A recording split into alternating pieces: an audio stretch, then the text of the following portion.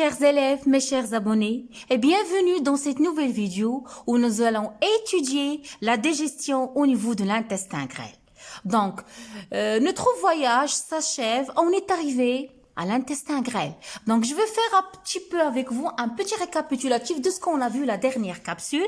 On a commencé par la bouche. On a commencé par poser la question, quel est le devenir de l'amidon dans la bouche? Qu'est-ce qu'on a appris? On a appris que au niveau de la bouche, si vous vous rappelez de ce tableau-là, qui représente les résultats obtenus de bol alimentaire avant mastication, après mastication, dans la bouche, on a appris que tous les aliments, que ce soit l'eau, les sels minéraux, les protéines, les lipides, les vitamines, ils restent intacts. Ils ne subissent aucune transformation, mais l'amidon, il va se transformer.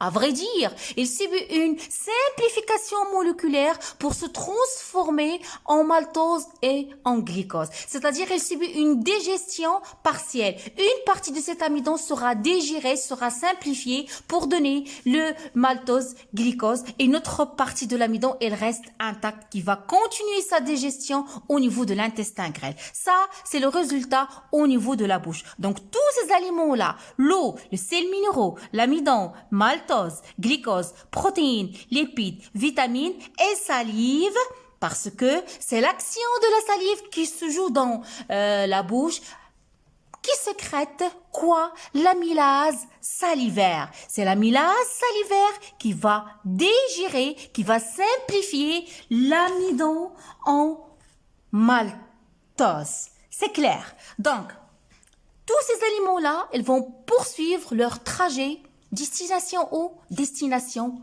l'estomac. Donc voilà l'estomac. Qu'est-ce qu'on a vu comme résultat? Vous vous rappelez de ce tableau-là? L'image elle est claire? J'espère. Donc l'eau, les sels minéraux, l'amidon, maltose, glycose, protéines, lipides, vitamines, salive.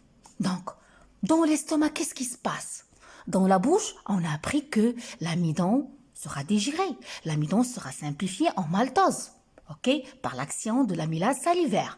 Mais dans l'estomac, la nouveauté c'est quoi? C'est ça. Regardez avec moi, les protéines, elles vont être simplifiées, elles vont être digérées par l'action. Elles vont être digérées, elles vont être simplifiées en polypeptides par l'action d'une enzyme appelée la pepsine. C'est-à-dire que l'estomac, il sécrète un suc gastrique qui contient une enzyme appelée la pepsine.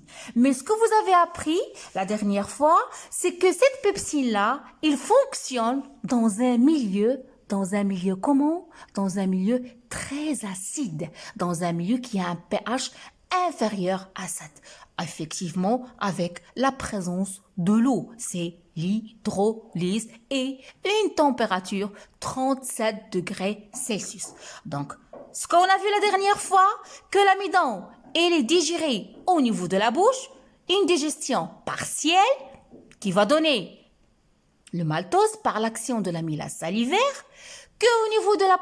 au niveau de l'estomac, ce sont les protéines qui vont subir une digestion, qui vont subir une simplification moléculaire par l'action d'une protéase, je vais la nommer protéase 1, c'est la pepsine qui nécessite un milieu acide.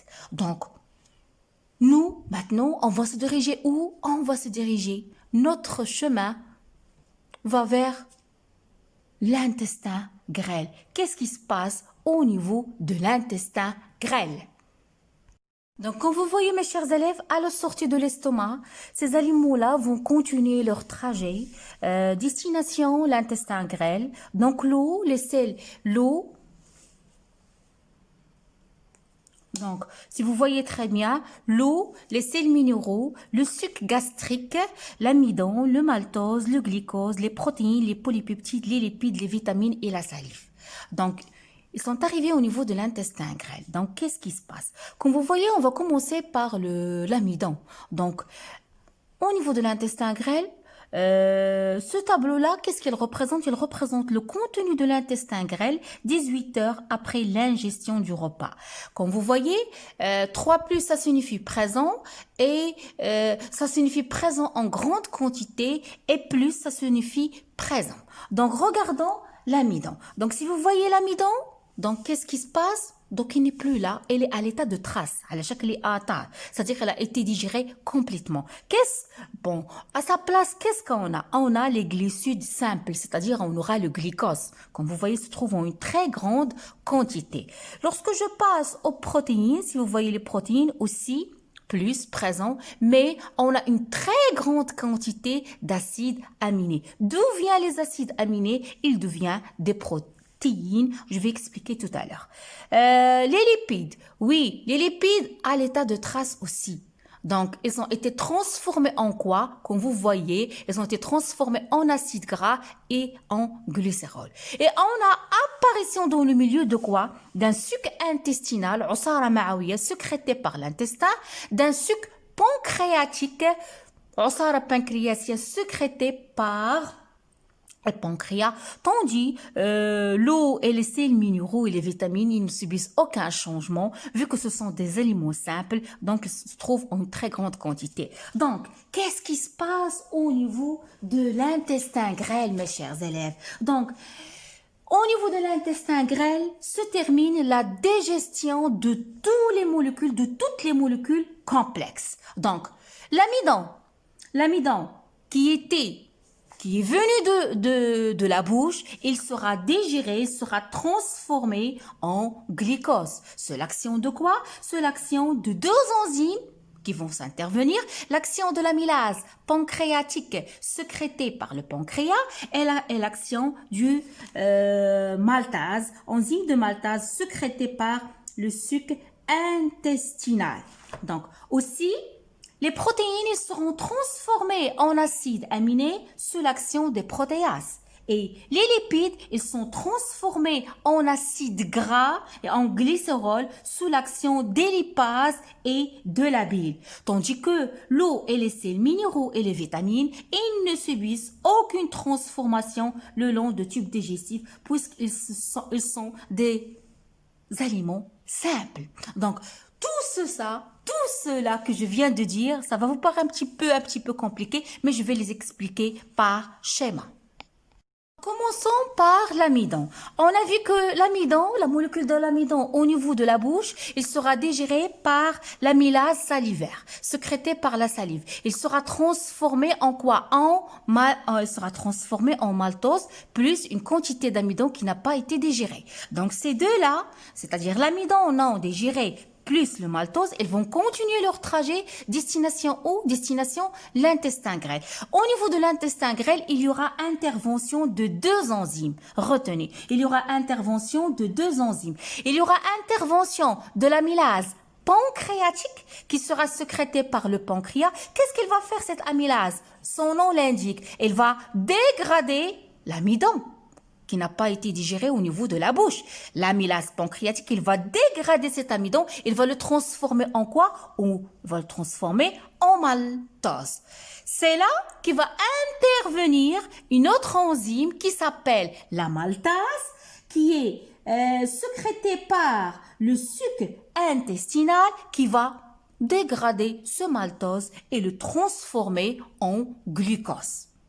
J'espère que la digestion des glucides, elle est maintenant claire pour vous.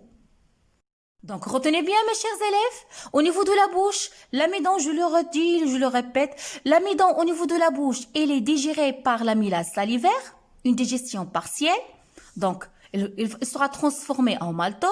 Ce maltose plus l'amidon qui n'a pas été digéré, ils vont continuer leur chemin vers l'intestin grêle. Là, il y aura intervention d'une enzyme qui s'appelle l'amylase pancréatique, sécrétée par le suc pancréatique, qui va prendre cet amidon-là, il va le dégrader, il va le transformer en maltose. Donc, qu'est-ce qu'on a? On a maintenant, au niveau de l'intestin grêle, beaucoup de maltose. Et il y aura intervention de Maltase, qu'est-ce qu'il fait cette maltase? Il est sécrété par qui? Il est sécrété par le sucre pancréatique, il est sécrété par le sucre intestinal qui va digérer le maltose en glucose. Donc j'espère que j'ai bien éclairci la digestion des glucides. Passons maintenant à la digestion des protéines.